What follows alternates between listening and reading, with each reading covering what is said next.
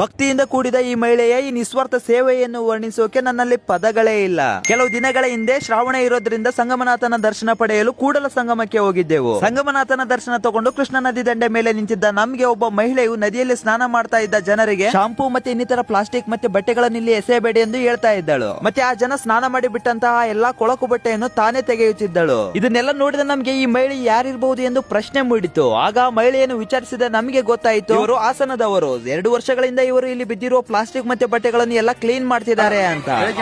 4 ಗಂಟೆಗೆ ಎದ್ದು ಅಲ್ಲಿರ್ತಕ್ಕಂಥ ಈ ಸಂಗಮನಾಥನ ಸುಕ್ಷೇತ್ರ ಸಂಗಮನಾಥ ಇಷ್ಟೆಲ್ಲ ಸ್ವಚ್ಛವಾಗಿ ಕಾಣ್ಬೇಕಪ್ಪ ಅಂತಂದ್ರೆ ಈ ಮಹಿಳೆಯದ ಒಂದು ದೊಡ್ಡ ಪಾತ್ರ ಇದೆ. ಮತ್ತೆ ನೀವು ಎಲ್ಲಿರೋದು ಅಂತ ಕೇಳಿದಾಗ ನನಗೆ ಯಾವುದೇ ಸಂಬಳ ಇಲ್ಲ, ಯಾರಾದ್ರೂ ಸಂಗಮನಾಥನ ಭಕ್ತರು ಕೊಟ್ಟಿದ್ದನ್ನು ತಿಂದು ಸಂಗಮನಾಥನ ಸನ್ನಿಧಿಯಲ್ಲೇ ಮಲಗ್ತೇನೆ ಅಂದ್ರು. ಬಹಳಷ್ಟು ಜನ ತಮ್ಮ ಭಕ್ತಿಯನ್ನು ಬಹುರೂಪಗಳಲ್ಲಿ ವ್ಯಕ್ತಪಡಿಸ್ತಾರೆ. ಆದ್ರೆ ಈ ಮಹಿಳೆಯು ಆ ಸಂಗಮನಾಥನ ಮೇಲಿರೋ ಆ ಭಕ್ತಿಯಿಂದ ಈ ಮಹಿಳೆಯು ಈ ಕೆಲಸದಲ್ಲಿ ತೊಡಗಿದ್ದಾರೆ ಅಂತ ಅಲ್ಲಿರೋ ಸ್ಥಳೀಯರು ಹೇಳಿದ್ರು. ವಿದ್ಯೆಯನ್ನು ಕಲಿತು ಬುದ್ಧಿವಂತರೆನಿಸಿಕೊಂಡ ನಾವೇ ಬಹಳಷ್ಟು ಸಾರಿ ಪ್ಲಾಸ್ಟಿಕ್ ನ ಯೂಸ್ ಮಾಡಿ ಎಲ್ಲಿ ಬೇಕಂದ್ರೆ ಅಲ್ಲಿ ಎಸೆದ್ ಬಿಡ್ತೇವೆ. ಅಷ್ಟೇ ಅಲ್ಲದೆ ದೇವರ ದರ್ಶನಕ್ಕೆ ಅಂತ ಹೋದ ನಾವು ಅಲ್ಲೇ ನದಿಯಲ್ಲಿ ಸ್ನಾನ ಮಾಡಿ ಅಲ್ಲೇ ನಮ್ಮ ಊಟ ಬಟ್ಟೆಯನ್ನು ಬಿಟ್ಟು ಬರೋದ್ರಿಂದ ಆ ದೇವರು ನಿಜವಾಗ್ಲೂ ನಮ್ಮನ್ನ ಮೆಚ್ತಾನ.